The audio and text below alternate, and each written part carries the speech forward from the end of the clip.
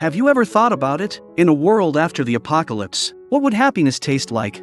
For Cheeto and Yuri, the taste of happiness is potato starch, sugar, and just a tiny pinch of salt. It's also the joy of making food by themselves for the very first time. Just moments ago, they discovered a strange machine in an abandoned factory. Curious, Cheeto climbed onto it. Meanwhile, Yuri casually pressed a nearby button. The next second, the machine suddenly started spinning. Cheeto was forced to run at full speed. Luckily, Yuri hit another green button, and the machine finally came to a stop. Cheeto, furious, grabbed Yuri's cheeks and squeezed hard, but Yuri just looked back at her with an innocent expression. One reckless, one rigid. The two of them bickered their way through the apocalypse, depending on each other to survive. But ruins can still hold surprises. In a corner, Yuri found some potato starch. In a nearby bag, there was sugar and salt, so they immediately mixed the starch with water and began making food. At that moment, Yuri realized for the first time that making food with your own hands could be this joyful.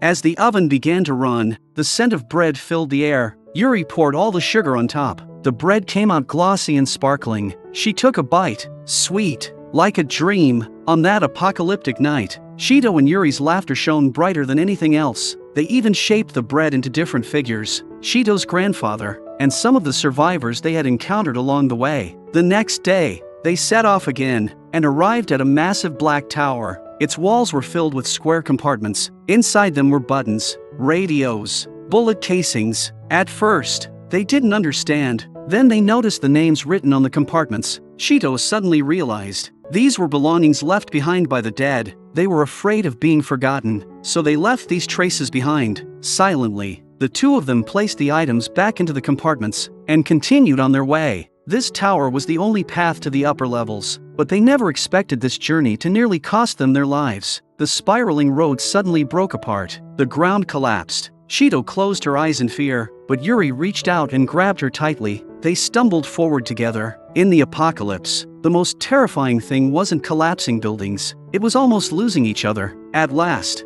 they reached a safe place. Moonlight poured through shattered glass. Yuri was drawn to the light and started playing with a stick, but she accidentally knocked Cheeto on the head. So once again, Cheeto began lecturing Yuri, but right then, Yuri discovered something new. Several bottles filled with a golden, glowing liquid. It looked like beer. She carefully twisted open a cap. A bittersweet aroma spread through the air. They took a sip and burst into laughter. Their laughter rippled under the moonlight. That night, they laughed until they rolled on the floor, forgetting the end of the world, forgetting loneliness, as if that golden liquid had truly brought back a long-lost happiness. But the next morning, hungover Cheeto and Yuri woke up with splitting headaches. Just then, a rumbling sound came from the distance, and it was getting closer. Cheeto immediately turned off the motorcycle's lights and held her breath. It was a massive mechanical entity. It didn't breathe. It had no emotions, yet it could move on its own. Yuri asked if it could still be considered a living creature. Cheeto whispered back, "Maybe it is." But when she looked up,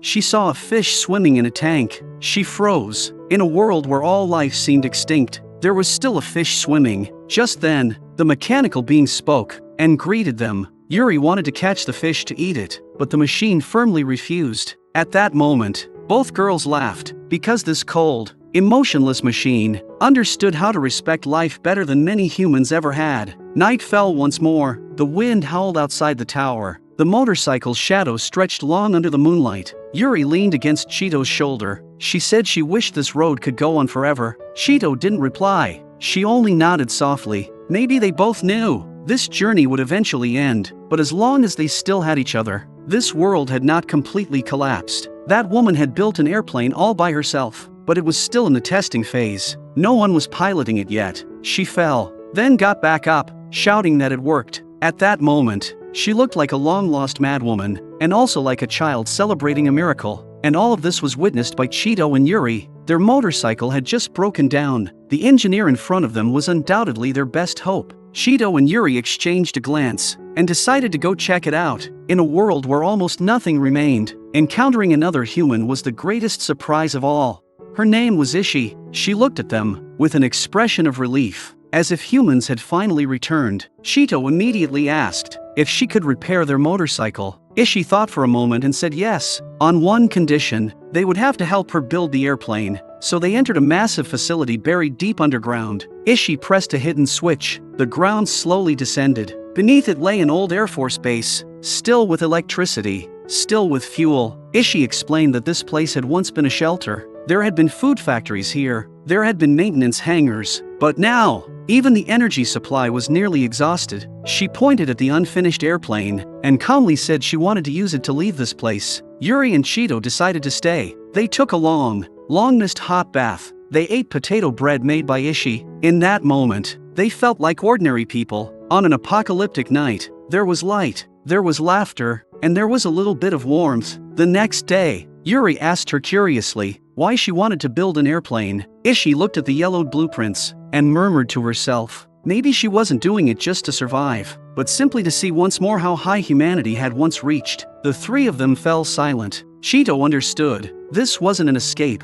it was a form of self-redemption, so they threw themselves into building the plane. At last, through the efforts of all three, the airplane was completed. They raised their cups in celebration. Cheeto said with a smile, "The last airplane of humanity has finally been born." Ishi smiled back and said, "Or maybe it's the first of a new beginning." Before leaving, she gave all the remaining potatoes to Cheeto and Yuri. She also drew them a map, a route leading to a food production zone. The engine roared to life. The sound shook their hearts. Cheeto couldn't help shouting, "Fly, please fly," and the plane really did take off. It cut across the sky, as if splitting through all the darkness, heading toward the light. But in the very next moment, a wing snapped. The plane plunged downward. Cheeto dropped to her knees. It felt as if the world had been destroyed all over again, but Yuri told her to take out the binoculars. Up in the sky, Ishi was drifting down slowly with a parachute on her back. She was alive. The plane Ishi built didn't fly far, but it did fly.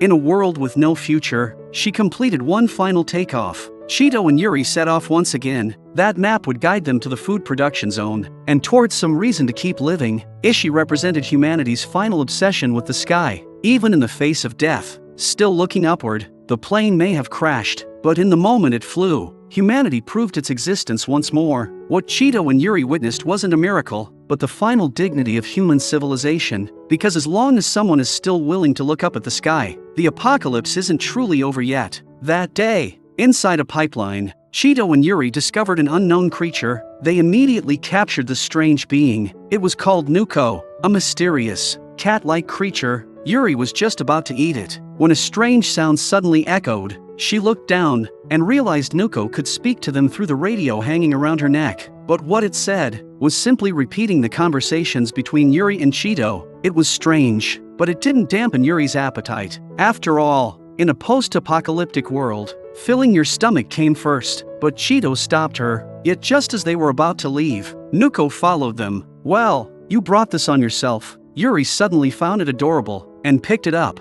But what happened next left her stunned. This mysterious creature could eat bullets. It could even drink fuel. Yuri was delighted by how absurdly cute it was. And just like that, Nuko officially joined them. Not long after, strange music suddenly came through the radio. Nuko immediately extended its antennae and pointed precisely in one direction. Cheeto was shocked. It could distinguish radio waves, so they followed the signal. But before long, countless parts began falling from the sky. Then, a gigantic robot appeared before them. They climbed onto it. Nuko slipped straight into the robot's body and activated it. Curious, Yuri sat in the pilot's seat and nudged one of the control levers. The next second, a shell was fired straight out, slamming into the ruins ahead. Yuri pressed another button. A laser shot forward. An entire block was instantly engulfed in flames. Cheeto's expression turned cold. Maybe this was how the world had been destroyed. Yuri froze. Then she kicked the robot twice. The next day, they continued their journey. Along the way, they passed a wind power station. Watching the spinning turbines, Cheeto said, "So this is what forests used to be." Yuri shook her head and said, she couldn't imagine what a forest looked like, but if people were still alive, maybe they would be able to see one. Nuko led them onward, following the radio waves. At last, they found the source of the signal. A massive submarine lay quietly on the ground. They climbed up, carefully searching for an entrance. Nuko jumped aboard and activated the submarine directly. Lights flickered inside. The machines were still running. The tables were spotless, as if someone cleaned them regularly. Cheeto excitedly searched everywhere. Yuri found a bag of chocolate on one of the bunks. She was so happy she almost cried. Cheeto raised her camera to take a photo, but the moment she pressed the shutter, the screen on the submarine's control panel lit up. All the photos they had ever taken were projected onto a giant screen. Then more unfamiliar images appeared. Smiling faces, sports days, concerts. So this was what the world looked like before it was destroyed. But the next scene showed cities exploding in flames, robots everywhere, beams of laser light. In an instant,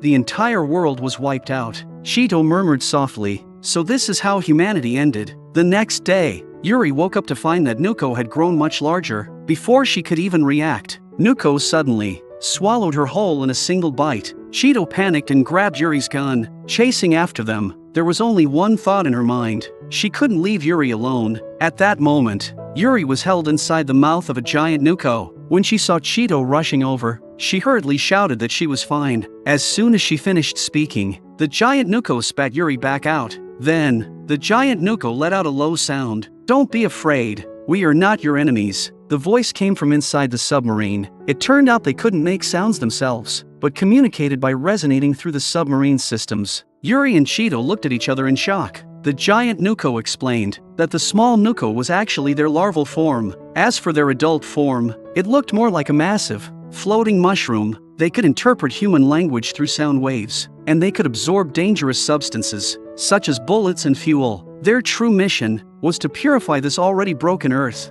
At that moment, one hatch after another opened. Countless adult Nuko emerged from the compartments. Some were swallowing missiles. Others devoured fuel tanks whole. Cheeto and Yuri were stunned. Nuko calmly explained that they fed on unstable energy. Once all energy was absorbed, life on Earth would enter a state of dormancy. Only then did Cheeto truly understand. These seemingly cute creatures were actually Terminators. They were cleaning up all the dangers humanity had left behind. In other words, once the Nuko completed their mission, the Earth would fall into sleep. Nuko told them that Cheeto and Yuri were the last humans they would ever see. They had been observing all along, and now only Cheeto and Yuri remained in the world. They thanked the two of them for returning the larval Nuko. It was the key to the rebirth of the Nuko collective. Then, one by one, the Nuko took flight, drifting into the sky with light and dust. At that moment, the entire ruined city fell completely silent. The lights inside the submarine gradually went out. Cheeto looked up at the sky and softly said that they had left. Yuri shrugged and smiled, saying, "Then let's keep eating." They found plenty of canned food in the submarine's cafeteria. This time, they didn't have to worry about going hungry. After eating their fill, the two of them set off again. Cheeto asked if there would be anyone ahead. Yuri said, "Who knows? No matter what's out there, we'll go see it together." So the motorcycle started up once more. They headed toward a farther world. In this story, Nuko was not a monster, but a symbol of Earth's self-repair after destruction. By consuming weapons and energy, it allows the world to return to calm. When the Nuko flew into space, the Earth finally entered true peace. But upon those ruins, there were still two people, moving forward with smiles.